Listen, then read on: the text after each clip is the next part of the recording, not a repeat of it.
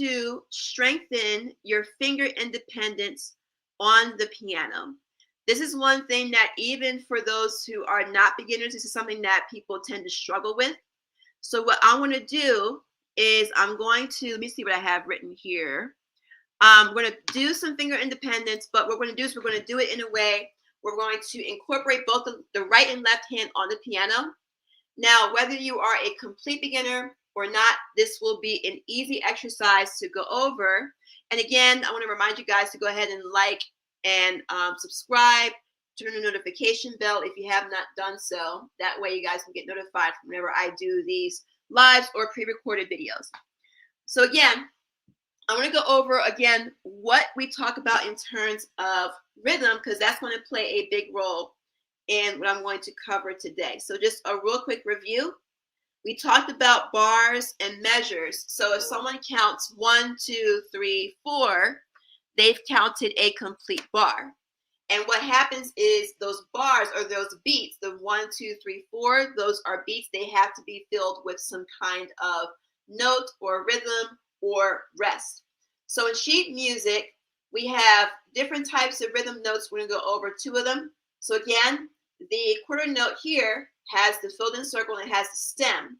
So a quarter note is going to be 1 beat long. So if you count beats 1 through 4, 1, 2, 3, 4, think of a quarter note being assigned to each beat. 1, 2, 3, 4.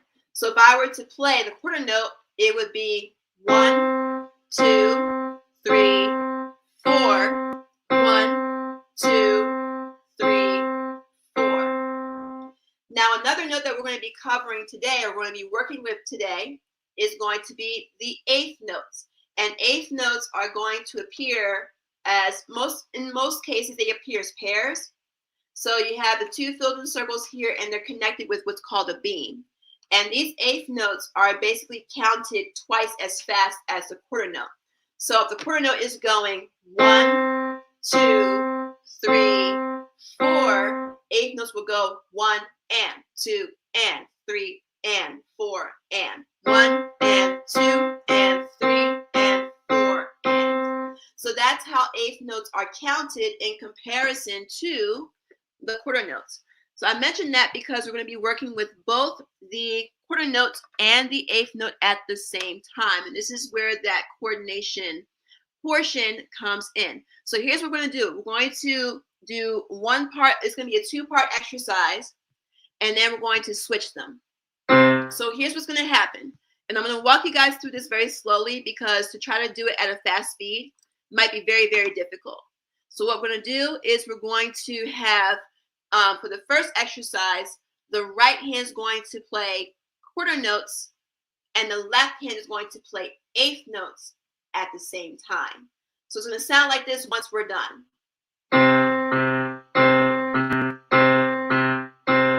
So 1, 2, 3, 4.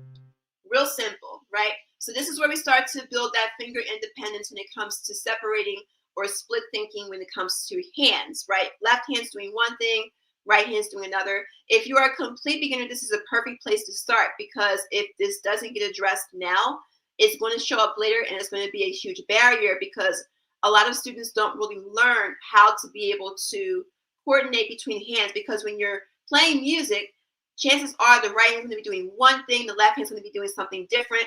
And for a lot of people, that can be a huge problem if they don't use exercises to be able to get past that barrier. So that's why we're going over that today, right? And I cover more of this in my Piano 360 membership. And again, I'll talk more about that later on in this class. So here's how we're going to do this, right? Again, with everything else, we're going to start off very slowly. We're going to start without the metronome, and then we're going to add the metronome, and then we're going to build this up. So here's how this will work, right? They're both going to come in at the same time. And just for reference, these 2 notes are C's. So where the 2 black keys are, C is the white key to the left of the 2 black keys. And then after that's D, E, F, G. After G, it's A. After A, it's B. And then after B, it's C again, and it just starts over. So the right hand's going to play with the thumb with one C, and wherever you're playing the right hand, the left hand is going to just play the next C down with its thumb, right? So the way this exercise works is we'll start with both of them coming in at the same time. So again, very slowly. And then what's going to happen is the right hand is going to hold its C, and the left hand is going to just press its C again. So we're just breaking this down note by note. And then we're just doing it again. So we're doing it slow enough to where we can think about what's happening. So together, left hand, together, left hand.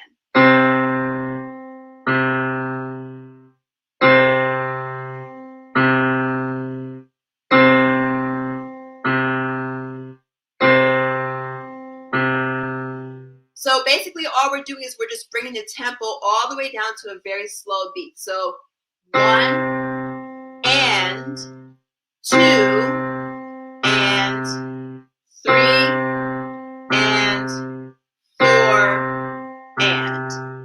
So once you've done this a few times, your brain's going to go, oh, I understand what I'm doing now.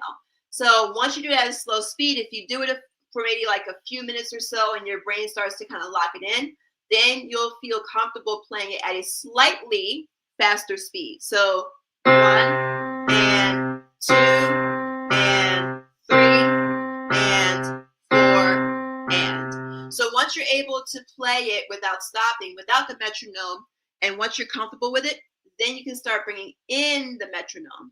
So you might want to start at a slower speed, maybe like 40 beats per minute. Let me see how this sounds. Bum, bum, bum, bum, bum. So I'll put this metronome next to you guys. Here's how it's going to sound with the metronome. Here we go.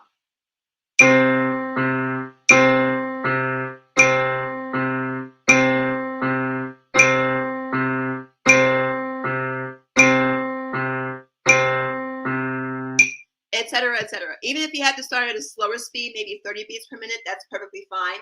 But again, think about the right hand holding and then the left hand moving twice as fast. So both hands, left hand. Both hands, left hand. Both hands, left hand. And this will be really helpful when, again, it comes to building split thinking when it's time to play or write real songs that require the left hand to do one thing and the right hand to do another. Before we go over the part 2 of this exercise, I'm going to remind you guys that I do have a free Piano in 3 Steps video where it shows you how to play piano from the very beginning, from naming the notes to playing chords, even by ear. I'm going to have that link in the description or in the chat if you are watching this live. So make sure that you go ahead and grab that. It's free. So make sure that you go ahead and sign up for that before you leave this live. So here's what we're going to do now. All we're going to do is we're going to just switch them. That's all we're doing. So here's what that's going to look like. Here's how it's going to sound. So now, I'm sorry, I'm jumping ahead. So what I'm doing now is I'm going to play quarter notes with the left hand and eighth notes with the right hand. So that means the right hand is now going to be playing twice as fast while the left hand holds out the note. So again, they will be coming in together. But this time, the left hand is going to hold the thumb and the right hand is going to play C again. So same notes. So now it's together, right hand. Together, right hand.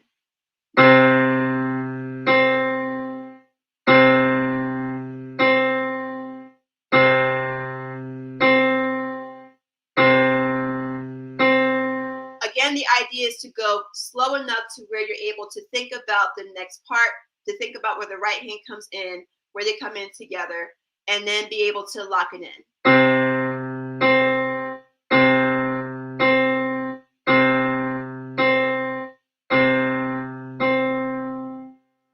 And then once you're able to play it at a, comfortably without the metronome, and you guys already know what I'm going to say, you bring in the metronome because the metronome helps you keep things together, kind of like, sewing or seaming things together. So let's say if I start at 30 beats per minute, which is very, very, very slow. Mine says grave, right? Bum, bum, bum. So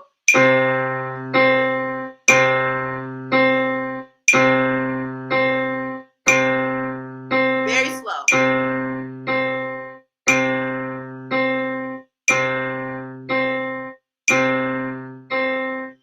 the reason why, and of course, obviously, once you've gotten it at that speed, if you feel comfortable, just increasing the speed little by little and just locking it in, that would be very helpful when it comes to building finger and hand independence and coordination.